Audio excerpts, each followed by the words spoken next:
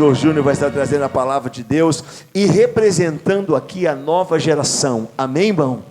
Representando a nova geração, esses jovens cheios da glória de Deus, cheios do Espírito Santo, e o Senhor vai estar estabelecendo, esse jovem vai nos trazer a palavra poderosa de Deus. Por gentileza, pode subir, irmão Júnior, nós vamos orar pela sua vida, pedir ao Senhor que Ele possa ministrar-nos com a sua glória e o seu poder nessa noite. É um prazer imenso e enorme recebê-lo, quanto toda essa caravana de amigos, irmãos, aqui são todos amigos lá da Zona Leste, que vieram nos prestigiar nessa noite. Vamos aplaudir a Deus pela vida de cada um deles, em nome de Jesus. Glória a Deus. Então vamos orar pelo irmão Júnior, porque é um prazer para nós recebê-lo, viu, meu querido? Fique à vontade, a casa aqui é nossa. Pai querido e amado Deus, em nome de Jesus, queremos te glorificar pela vida do irmão Júnior, Senhor. E ele se predispôs a estar aqui nessa noite, nos ministrando através da tua palavra. E é uma responsabilidade imensa, porque nós sabemos que os corações estão sedentos para ouvir a tua voz. O apóstolo Pedro declarou: Senhor, como sairei eu da tua presença se só o Senhor tem palavras de vida eterna? Então as palavras que serão liberadas hoje não são palavras, ó meu Pai, que foram escritas nos jornais, não foram palavras que foram escritas em uma revista, e nem mesmo palavras que foram ditas na televisão. São as palavras de vida eterna, são as palavras de Deus, são as palavras do Senhor. Então eu te peço, abençoa o teu filho e nos ministra poderosamente. Seja com ele, Espírito Santo, essa noite é tua. Essa igreja é tua e os nossos corações são teus. Então faz a tua obra para a glória do teu nome. É o que nós te pedimos e te agradecemos, em nome do Senhor Jesus. Quem crê, diga amém. Dê uma salva de palmas bem forte ao Senhor e vamos adorar a Deus.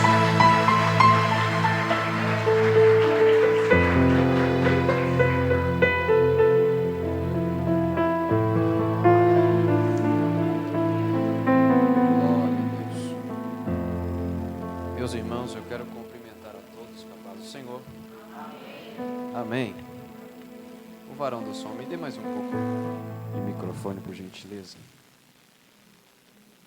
Livro de Atos dos Apóstolos,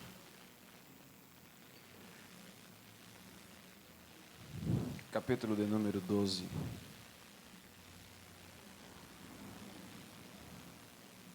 Aleluia.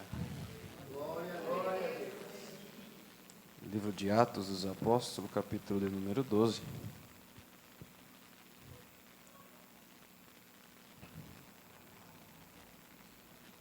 Versículo de número 7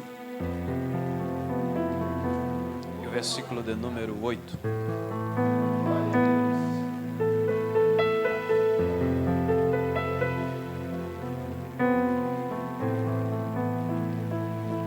Quem achou, diga amém. De repente apareceu um anjo do Senhor, e uma luz brilhou na cela. Ele tocou ao lado de Pedro e o acordou, dizendo: levanta-te depressa. Então as algemas caíram dos punhos de Pedro. O anjo lhe disse: cinja-te e calce as tuas sandálias. E Pedro assim o fez. Disse-lhe ainda o anjo: ponha a capa e segue.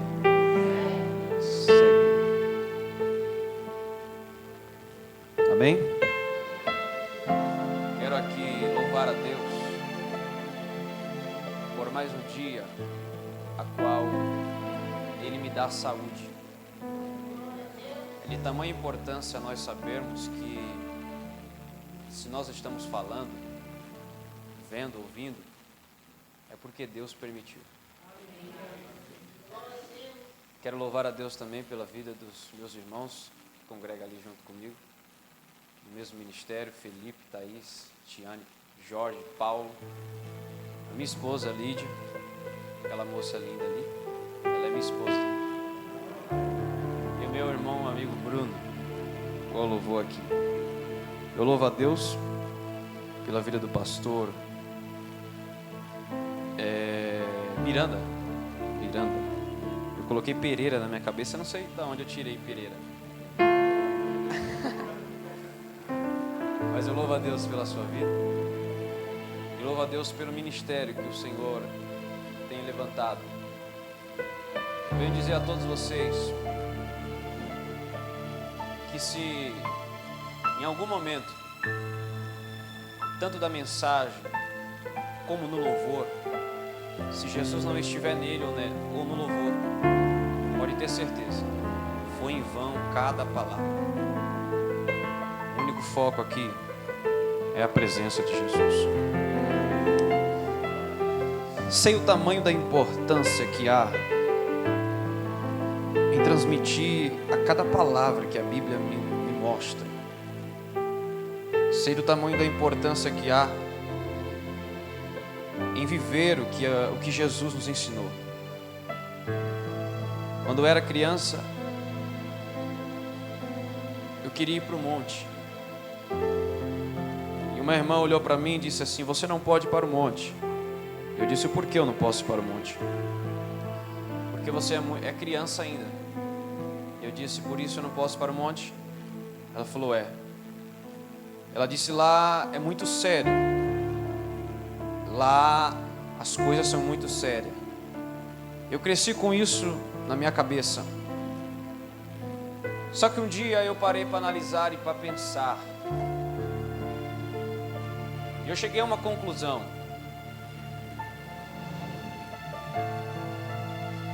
A maior responsabilidade não é você estar no monte. Não é você estar no recinto. A maior responsabilidade de um cristão é entrar na presença do Senhor. Uma importância e um compromisso que nós temos que tomar bastante cuidado. Somente o sumo sacerdote que entrava no Santo do Santo. E até então era-se amarrado sobre ele uma corda. Porque quando ele entrava para apresentar-se a Deus, perante a presença do Senhor, que aquela arca simbolizava, ele entrava com todo cuidado. E quando iria sair, eles sabiam a quantidade de passos que ele tinha que dar. E eles voltavam. Eles não viravam as costas para a presença da arca. E eles davam um passo. E quando eles atravessavam o véu, é que eles poderiam se virar.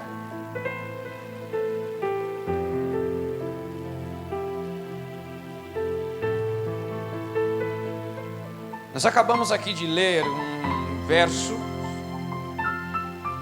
onde vai falar de uma igreja que estava presa. Igreja esta que pregou. Igreja esta que outrora não era uma igreja liberta. Igreja esta que qualquer um tocasse nele, esta igreja, ele era meio ignorante. Há uma palavra de Jesus quando ele entrou na cidade de Cesareia de Filipe. E ele conversa com seus discípulos e nesta conversa ele vai fazer uma pergunta. A pergunta é: o que o povo aí fora diz quem eu sou? Aqueles homens atônitos, ele vai responder dizendo: uns dizem que você é João, outros estão dizendo que você é Jeremias, outros estão dizendo que você é Elias. Jesus olha para eles e diz: é tudo isso que o povo aí fora diz quem eu sou? É tudo isso, Jesus. Deixa eu lhe fazer outra pergunta. Imagino eu, Jesus, olhando para eles e dizendo: agora eu quero perguntar para aqueles que comem comigo, que bebem comigo, que olha para mim e diz que eu sou a vida, que olha para mim e me adora, me glorifica. Eu quero perguntar a todos vocês que estão sempre comigo, que dizem estar sempre comigo, quem eu sou para você?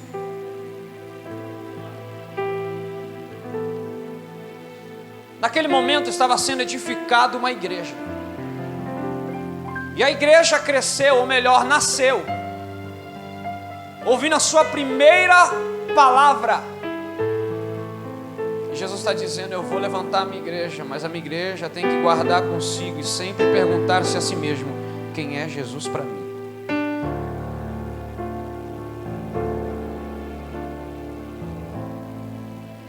Jesus é para mim o que o próximo é.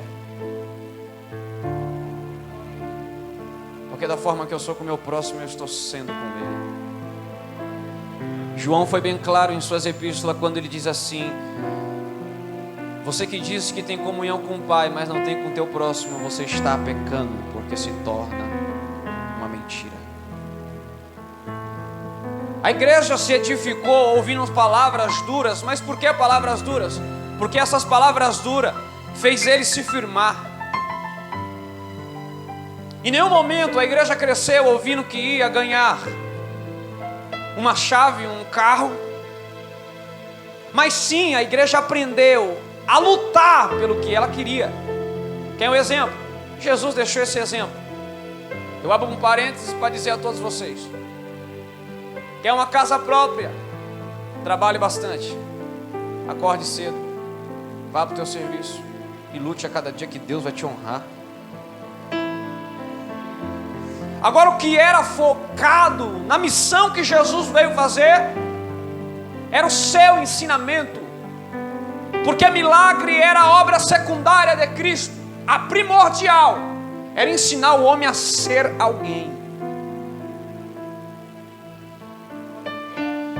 Onde você vai ver Jesus dizendo: eu te dou, eu te dou, eu te dou, eu te dou. Eu só vou ver ele falando: seja, seja, seja, seja, seja, seja o sal, seja a luz.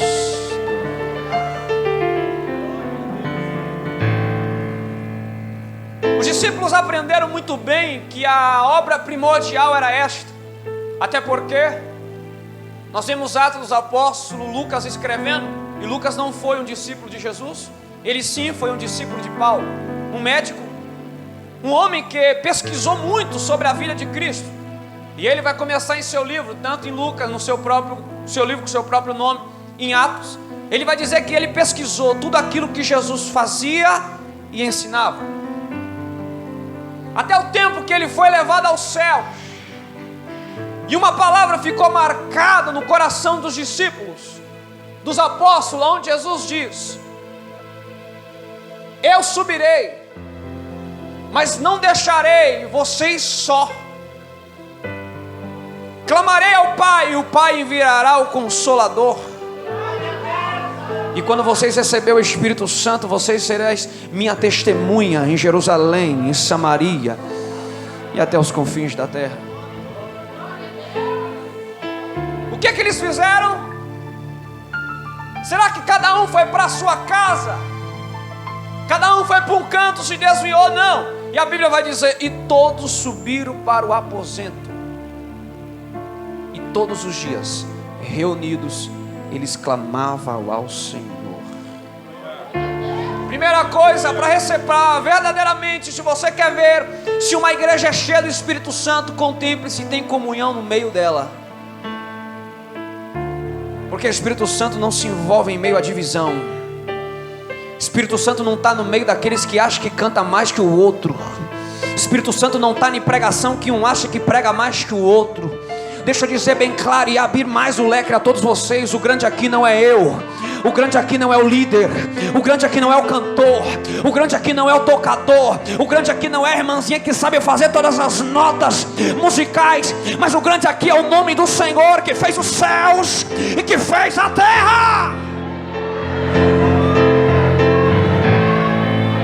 Se há um aqui achando que pode alguma coisa, chegou a hora de você abaixar a cabeça e contemplar, porque o tapete aqui é de Jeová e a glória é totalmente dele.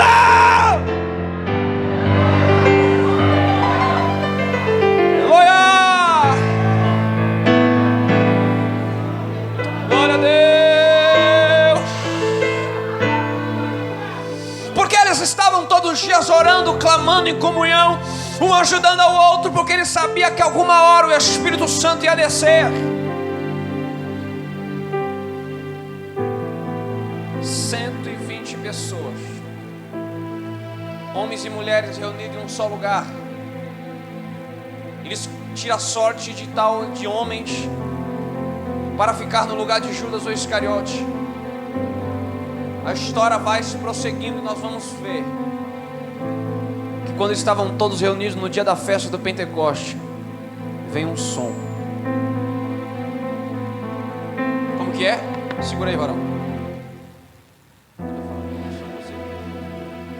Tá ligado, irmão? Segura. Estavam todos orando. E do nada veio um som. E esse som parecia de um vento. E a palavra do Senhor, que nesse meio desse vento veio línguas de fogo e começou a repartir no meio da igreja. E quando foi repartindo, cada um foi sendo capacitado pelo Espírito Santo a falar novas línguas estranhas. Sabe o que era isso? É a presença do Senhor dizendo para uma nova geração: aqui eu começo a minha presença no meio de vós. Aqui começa a obra do Senhor no meio de vós. Aqui começa um avivamento, um verdadeiro avivamento no meio de vós. E quando eles começavam a falar em línguas, ninguém entendia nada. Sabe o que era aquilo? Era a mão do Senhor habitando no meio da igreja. E quanto mais a mão do Senhor habitava no meio da igreja, mais a igreja recebia a presença dele. Eu quero dizer aqui nessa noite, tu não chegou aqui em vão. Se Deus te trouxe aqui é por um propósito. Estamos reunidos, é para o nome dele ser glorificado.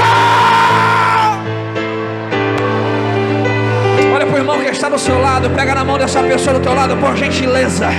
Oh, maravilha, eu estou sentindo a graça dele aqui. Pega na mão dessa pessoa e diga para essa pessoa bem assim: esteja atento, esteja atento, esteja ligado, esteja na fiação, porque a qualquer momento ele pode descer e a glória dele aparecer.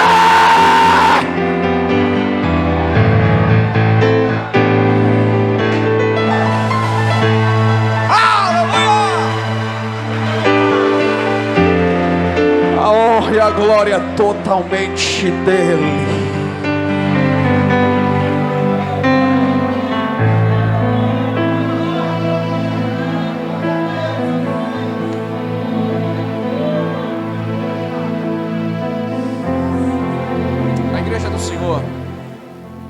A igreja do Senhor, ela sabia como fazer a verdadeira obra do Senhor. Isso, antes que caia. Deus te abençoe. A obra dos os discípulos, eles entenderam muito bem a cada ensinamento que o mestre deu. Os discípulos andaram 3 anos e meio com Jesus. E nesses 3 anos e meio, a cada passo que Jesus dava era um ensinamento para eles. Porque Jesus sabia se comportar aonde ele entrava. Jesus sabia conversar com qualquer tipo de pessoas.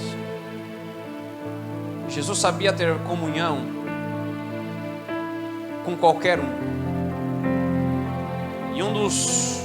E uma das qualidades que o mestre mais ensinou aos discípulos e à sua igreja é a comunhão. Não era porque Jesus era bonito. Não era porque Jesus tinha um cabelo longo. Se ele tinha, né? Nem sei. Mas a maior raiva dos judeus para com Jesus que era o seguinte: eles pensavam que Jesus veio para quebrar a lei, porque todas as leis que eles citavam, Jesus ia contra.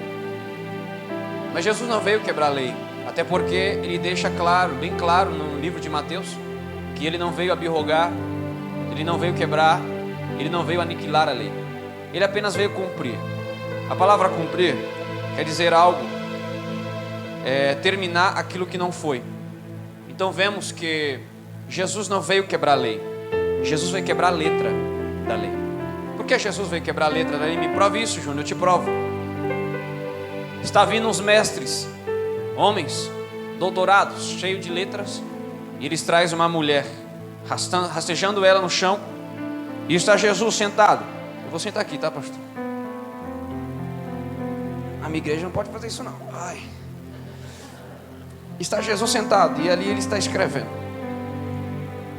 Aqueles homens vêm, traz uma mulher e ele continua sentado escrevendo. Quando ele ouve a pergunta dos mestres, que vai dizer bem assim: mestre, esta mulher foi pega em adultério e a lei nos diz que temos que apedrejar. Foi Moisés que falou. Então me explique isso. Ele logo se levanta. E ele vai olhar para aqueles homens e vai dizer o seguinte: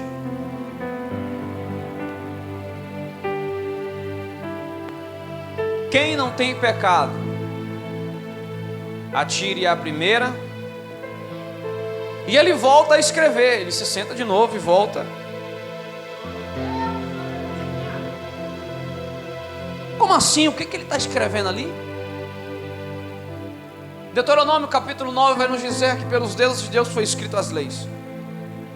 Jesus foi tanto 100% homem como também 100% Deus. Quando ele escreve pela primeira vez, ele está apagando aquilo que o homem escreveu.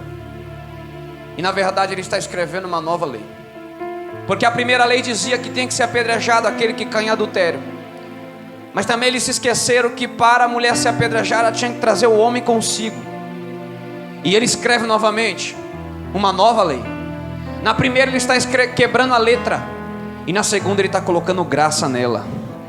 E na segunda ele diz: quem não tem pecado, atire a primeira pedra. Sabe o que ele está dizendo? Vocês querem apedrejar uma adúltera, mas vocês mentem, mas vocês fazem calúnia um contra o outro, mas vocês tentam matar um ao outro, vocês desobedecem os pais. Agora porque um caiu em adultério, vocês querem tacar no inferno. Ei, é uma coisa que está acontecendo nos nossos dias. Nós queremos tacar homossexuais no inferno. Agora o mentiroso continua pregando. Agora aquele que calunia continua pregando. O fofoqueiro continua pregando. O caluniador continua pregando. O intrigueiro continua pregando. Nós quer tacar no inferno o adúltero. Nós quer jogar de lado, fora da igreja. No meu grupo tu não entra mais. Por quê? Porque caiu em adultério. Agora o mentiroso está no meio da rodinha e nós deixa ele lá. Ei, se vale para um, vale para todo mundo. Não adianta queremos ser os doutores da lei. Se alguém aqui acha que conhece tudo, tu está muito enganado. O meu mestre desceu como servo e sendo rei, para te ensinar que nós sem ele não somos nada. Nós sem a presença dele não somos nada.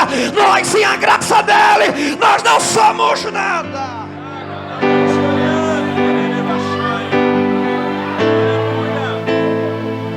Eu tenho dois amigos, um serviço, um é espírita e outro é católico.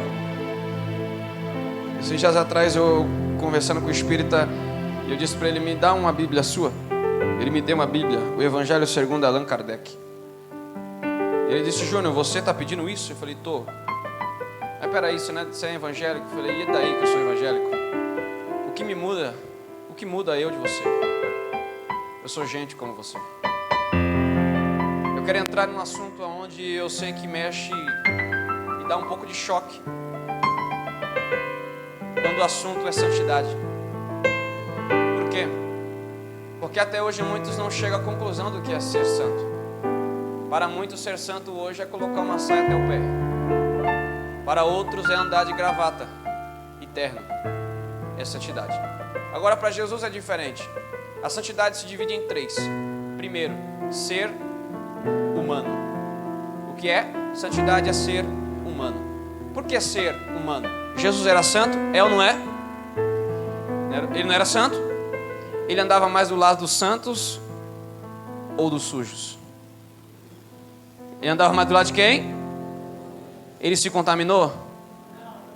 Ele fazia acepção de pessoas? Porque a pessoa era pecadora? Peraí, mas o Salmo vai dizer: bem-aventurado aqueles que não se assentam à roda dos escarnecedores, e nem se detêm aos conselhos dos ímpios, e nem se coloca no meio dos pecadores. Mas espera aí, se Jesus foi tão santo, então ele está errado no Salmo 1? Não, porque todos esses escarnecedor, pecador e ímpio, Davi não está falando dos de fora, Davi está falando dos de dentro. Davi não está dizendo que o ímpio é aquele que está lá fora. Não, ímpio é quem conhece a palavra e não a obedece. Porque Jesus chamou os fariseus de ímpio, onde ele vai dizer: vocês são muito belos por fora, mas por dentro vocês são sepulcros caiados. Ou seja, vocês são cobras, belas por fora, mas por dentro estão todos venenosos. O povo que Jesus não gostava de estar do lado era fariseu, era saduceu. Por quê? Enganava as pessoas com seus ensinamentos. Ensinamento frouxo, ensinamento fraco, onde as pessoas só aprendiam que só mostrar uma beleza exterior estava muito bem. Não, Jesus vem ensinar: vocês podem ser feios por fora, mas por dentro vocês têm que ser lindos.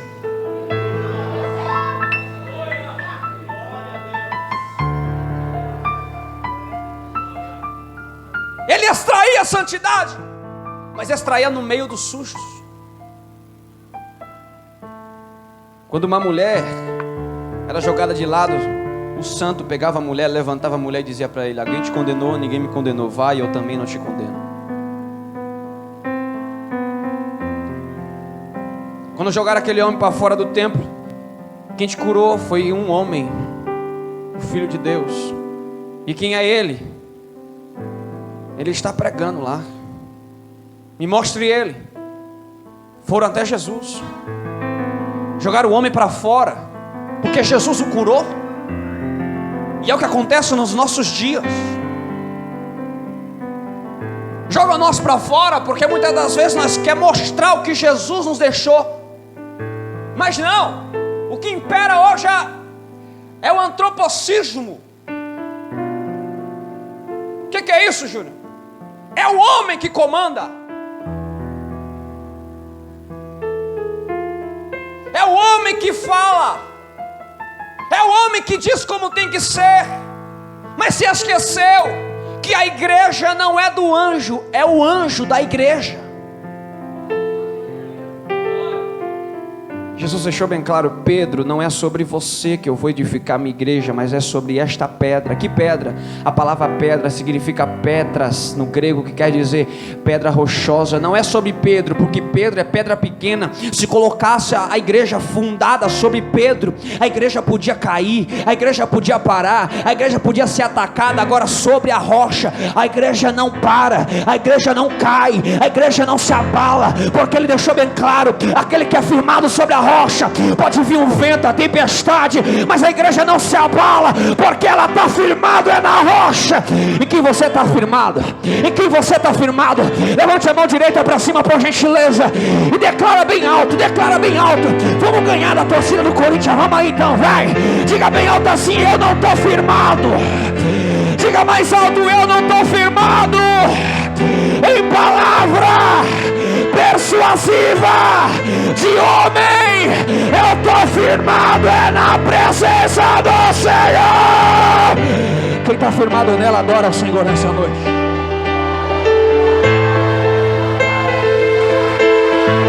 Em tudo adore ao nome do Senhor. A glória é de quem, Júnior? É de Jesus. O louvor é de quem, Júnior? É de Jesus.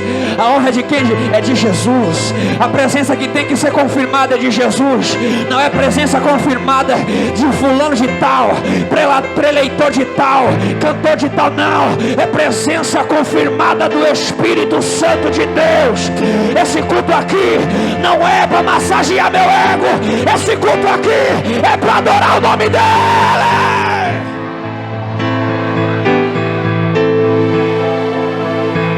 Você tem um minuto para dar glória a Deus.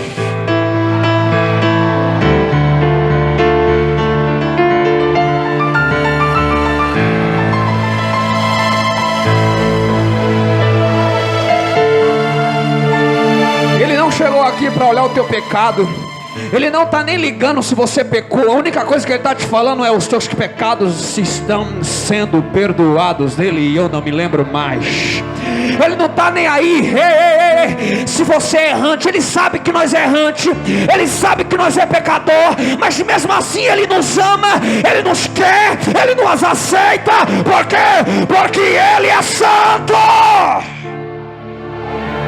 Segundo, santidade significa separação. Por que separação? A palavra do Senhor vai nos dizer que Deus chama Abraão para sair de sua terra. Mas por que Ele chama Abraão para sair da cidade dos caldeus?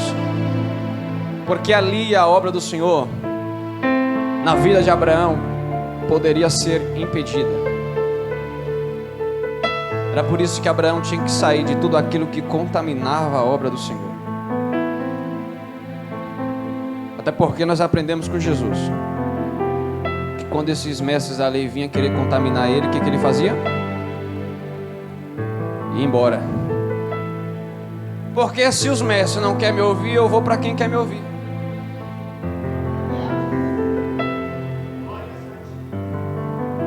E Jesus ensina, e é muitos que tem que ler muito para aprender com Jesus. Sabe o que? Jesus, ele não gostava de status.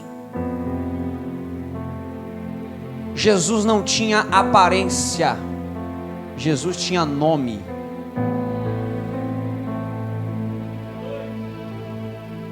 Eu sei que é muito bom estar sua foto lá, pregador vai estar na igreja. Venha vocês todos. Cantor, me prova que Jesus não tinha aparência, Júnior. Eu te provo. Quando Judas Iscariote foi levar os homens, quem teve que mostrar quem era Jesus?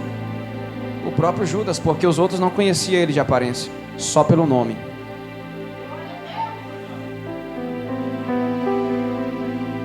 Mas o que tem de aparenteiro nos nossos dias e no meio da nossa geração? Terceiro, santidade significa equilíbrio. Por que equilíbrio? Sabe por quê? Há muito tempo atrás, um irmão, ele me disse assim: Júnior, eu fui até almoçar com esse irmão. Imagina um irmão santo. É muito santo. Por que santo, Júnior? Porque quando eu fui beber a Coca-Cola, ele falou: para aí, irmão. Eu parei. Pensei que ele ia começar a falar em línguas ali. Aí ele disse: não beba. Eu falei: por quê? É do diabo isso aí. Eu falei: a Coca-Cola é do diabo? Ele falou: é. Eu falei: então manda um recado para ele: parabéns para você. Porque isso é muito bom. É coisas que não tem nexo. Equilíbrio. Há um irmão, há muito tempo atrás, ele me cumprimentava, eu passava de terno, e ele dizia: é isso aí, Júnior, continua nessa força. Aí um dia de tarde, aquele calor, eu passei de bermuda. Em vez de ele falar: isso aí, Júnior, ele nem olhou para mim. Ele passou direto. Aí depois eu fui saber: irmão, por que você não... Ô irmão, é pecado usar shorts. Eu falei: é pecado. Eu falei: essa língua tua grande também é um grande pecado.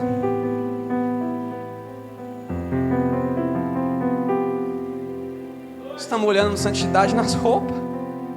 Eu sei que temos que ter pudor, mas em nenhum momento Jesus vai ensinar a nós que é roupa que define a pessoa. O teu coração vai lhe definir.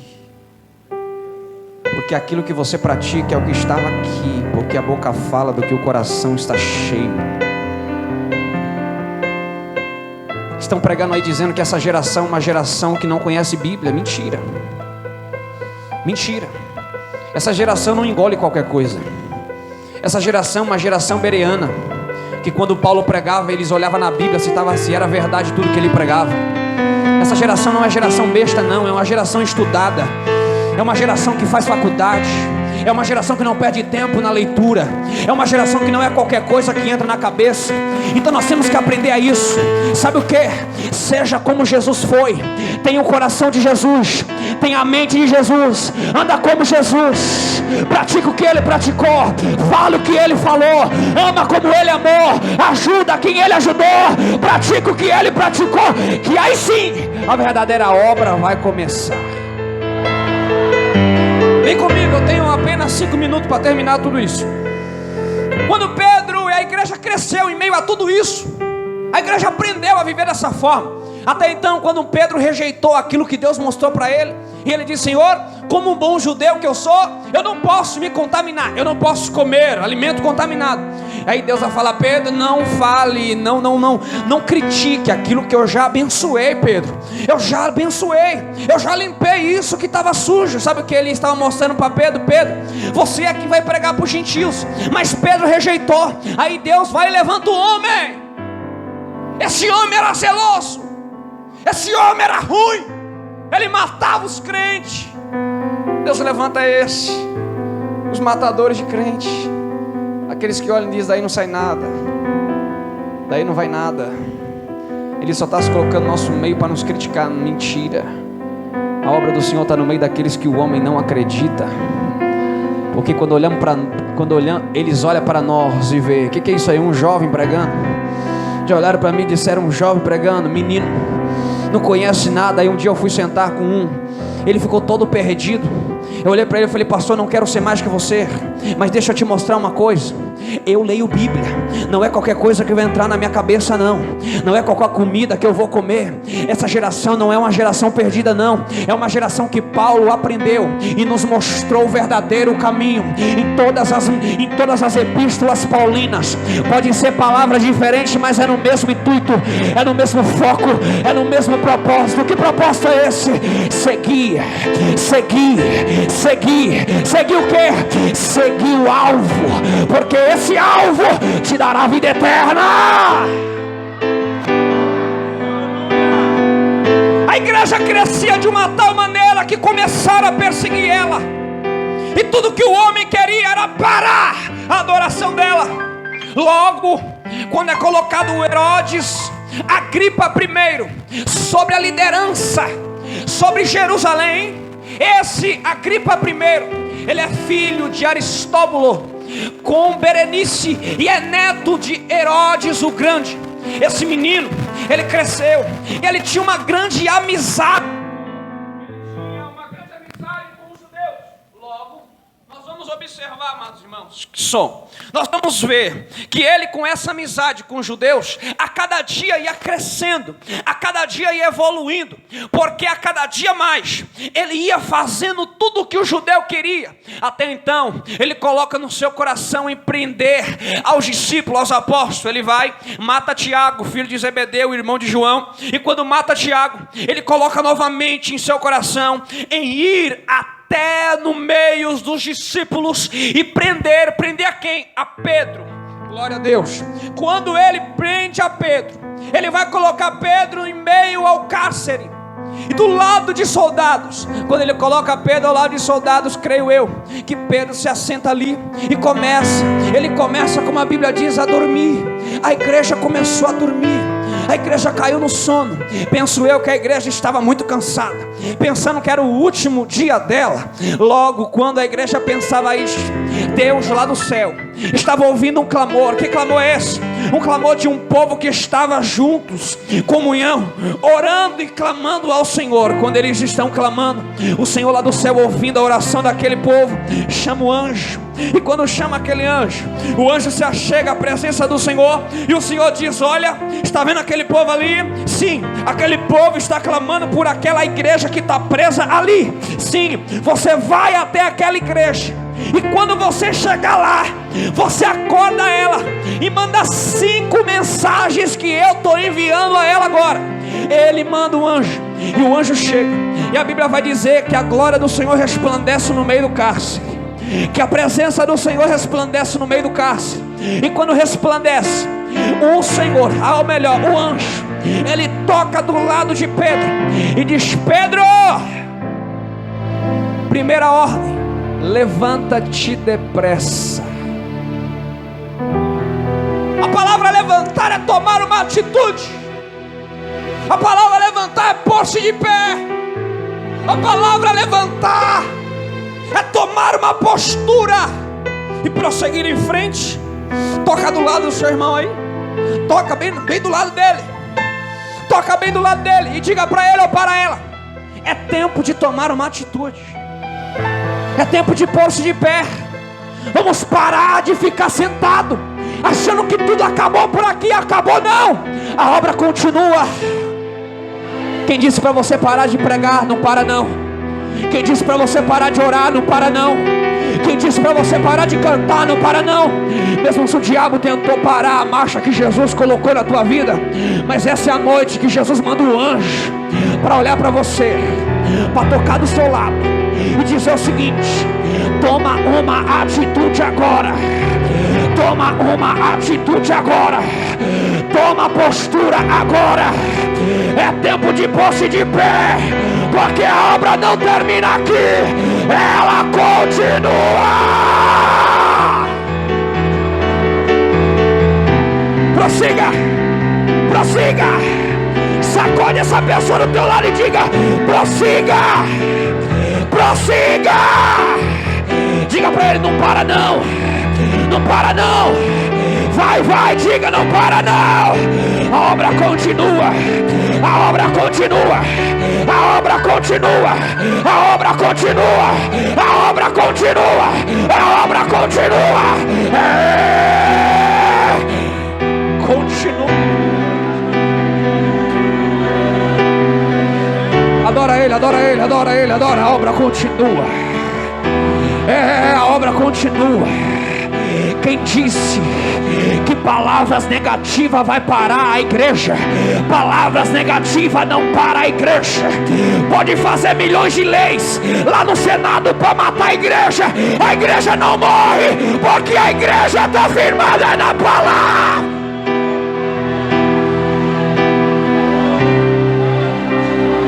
Levanta, levanta, levanta-te depressa.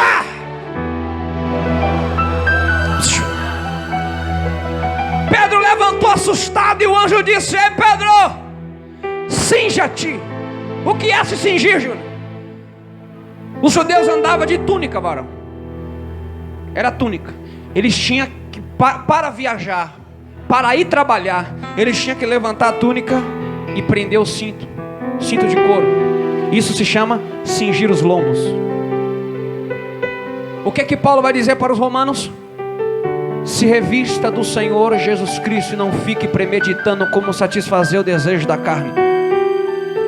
Mas por que eles levantavam a túnica? Porque eles podiam cair no meio do caminho, tropeçar em meio à barra da túnica, e eles tinham que levantar para ficar livre.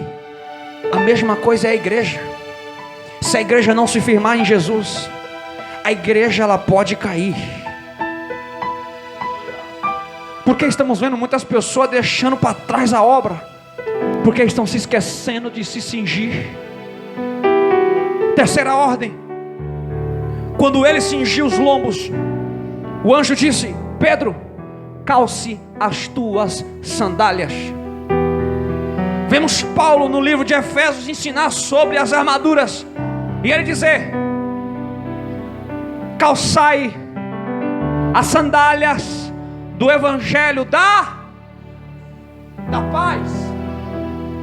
Calçai a sandália do evangelho da paz. Quem é essa paz? E o nome dele é maravilhoso conselheiro, Deus forte, Pai da eternidade e príncipe da... Quando o anjo está chamando Pedro, a igreja, para se levantar, está dizendo: calçai a sandália do evangelho de Jesus Cristo. O diabo tem sua sandália, o mundo tem sua sandália, a carne tem sua sandália, mas a única sandália que eu vou calçar é a sandália de Jesus Cristo. A sandália naquele tempo era diferente. Você vai usar uma havaiana, ela fica se rastejando e saindo do pé.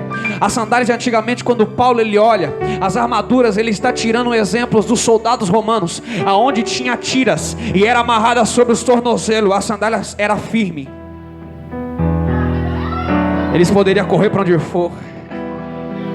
Sabe o que isso quer dizer? Você está livre para ir aonde você quiser. Quarta ordem: ponha a capa. O que é isso, capa? A capa de Acã em Josué era a capa de ladrão, era a capa da Babilônia.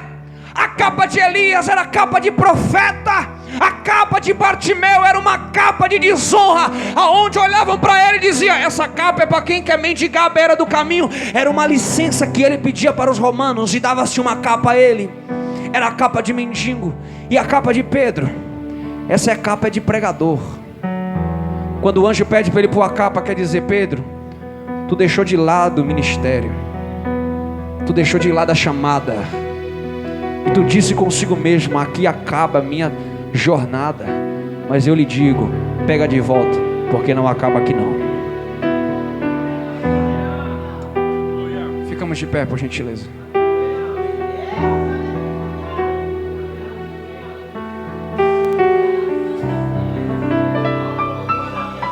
Ô glória, ô glória, ô glória.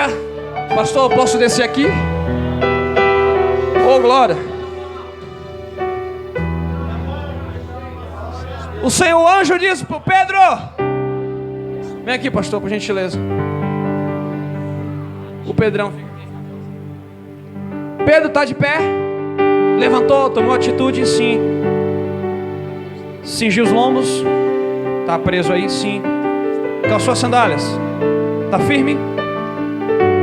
Colocou a capa. É tempo de voltar a sonhar no ministério, né?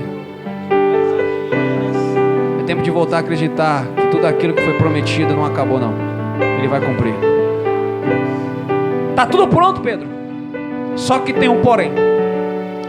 Para todas as portas se abrir, você tem que fazer o seguinte: agora, segue-me. Não, pera, segura esse glória aí, segura esse glória aí. Dá lugar aí, instrumentista. Segura. Você vai dar glória quando você entender que quando ele seguiu, foi aí que as portas começaram a se abrir. Vem, Pedro, segue. Só que lá na frente tinha uma porta que era impossível de se abrir. Mas quando ele seguiu, a Bíblia vai dizer que a porta abriu automaticamente. Quem disse pra você que aqui tá acabado? Acabou não! A porta ele vai abrir! Só quem crê joga a mão pra cima! Só quem crê joga a mão pra cima! Ele vai abrir! Ele vai abrir! Ele vai abrir! Ele vai abrir! Seus pés, eu ando contigo, eu passeio contigo,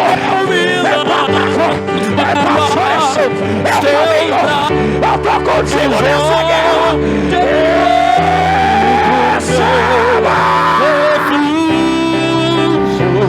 Eu me rendo a seus pés, és tu. Acredita! Acredita! Acredita!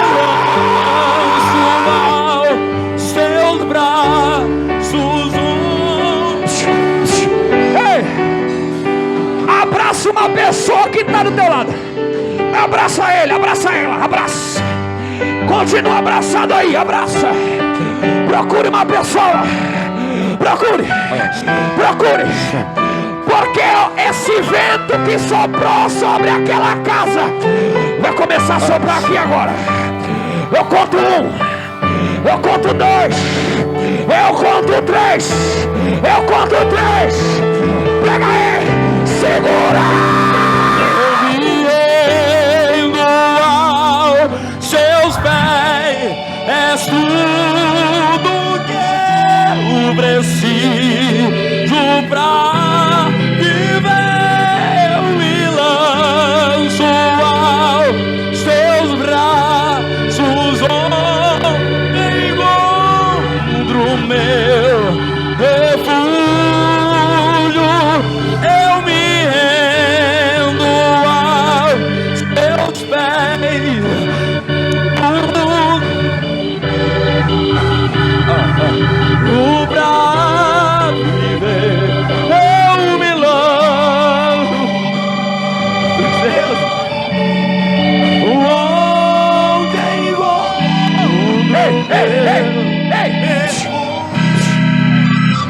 Segura. Se tem alguém aqui dentro, está dizendo: Júnior, essa palavra mexeu comigo. Eu quero tudo isso que você falou. Vem aqui na frente. Vem aqui na frente. Pode vir aqui na frente.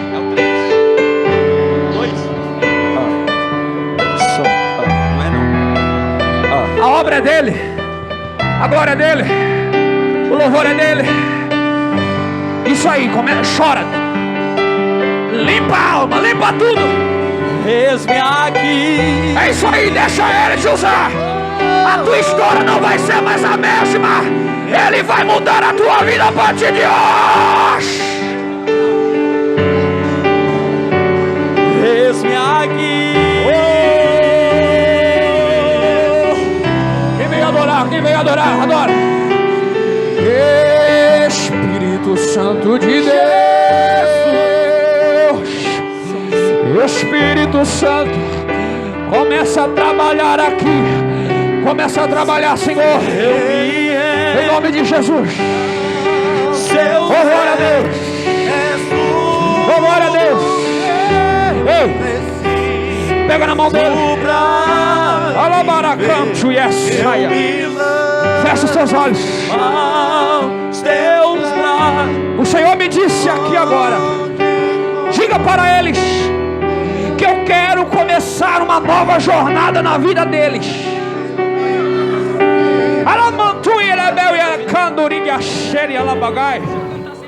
Estou eu renovando